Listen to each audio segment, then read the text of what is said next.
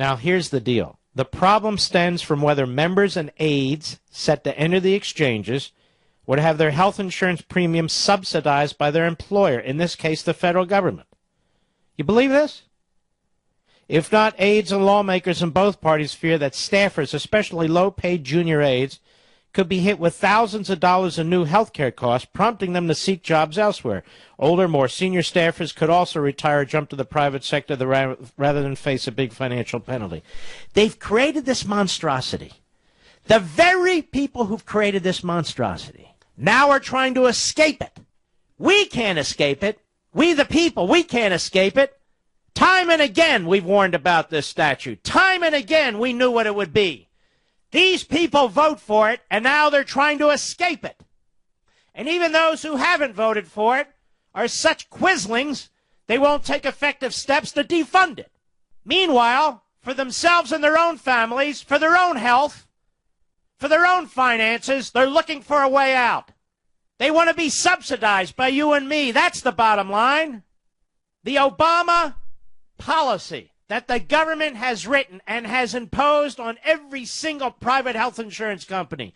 These policies are extraordinarily expensive because a big percentage of our society is subsidized. In other words, more freebies, more redistribution of wealth, more politicizing policies. Oh, you want condoms? You get them for free. Oh, you're 25 and a half. You get coverage too. Oh, you have a pre-existing condition. Oh, we'll take care of you too. Well, somebody has to pay for it. And apparently, members of Congress and their staffers don't want to pay for it. Now, let me tell you something, folks, what I told one of my buddies in this business. This is what revolutions are made out of. No, I'm not proposing it. I'm not encouraging it. But this kind of two Americas, the rulers and the ruled, is simply unacceptable. And yet, more and more, it's becoming ingrained in this society. Lawmakers, especially those with long careers in public service and smaller bank accounts, are also concerned about the hit to their wallets. House Minority Leader Steny Hoyer of Maryland is worried about the provision. The number 2 House Democrat has personally raised the issue with Boehner and other party leaders, sources said. Meanwhile, the Democrat Party stands jackbooted together, refusing to adjust this law in any respect. And no, I don't mean put fixes in. I mean repeal any aspect of it, even though they know from their own experiences that it's a disaster. The Democrat Party is like a religious cult. They're fanatics. They're zealots. Even for things that they know don't work, even for things that they know spread misery and are damaging, they're going to defend it to the hilt. They just want to cut a deal so it doesn't apply to them. If this doesn't infuriate folks, nothing will. If this doesn't frustrate you, nothing will. Everybody knows this is a quote-unquote train wreck because that's the nature of big government socialism. Everybody knows that the vast majority of you are going to be furious once this thing kicks in.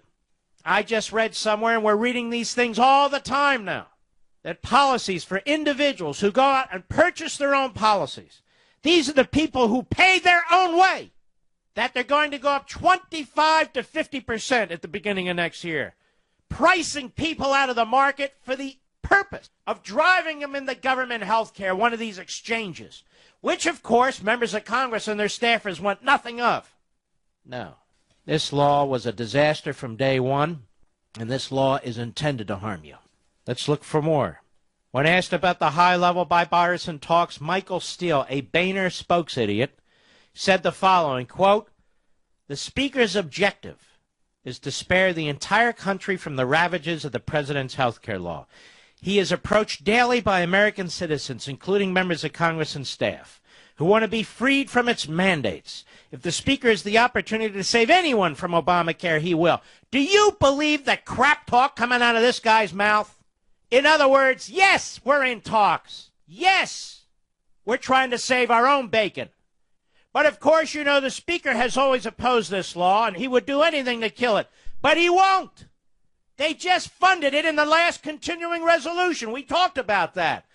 Boehner hasn't taken a single effective step to take 1 penny out of Obamacare. Neither has our dear friend Paul Ryan, chairman of the Budget Committee. None of them have. They keep putting up these votes. Let's vote to repeal Obamacare.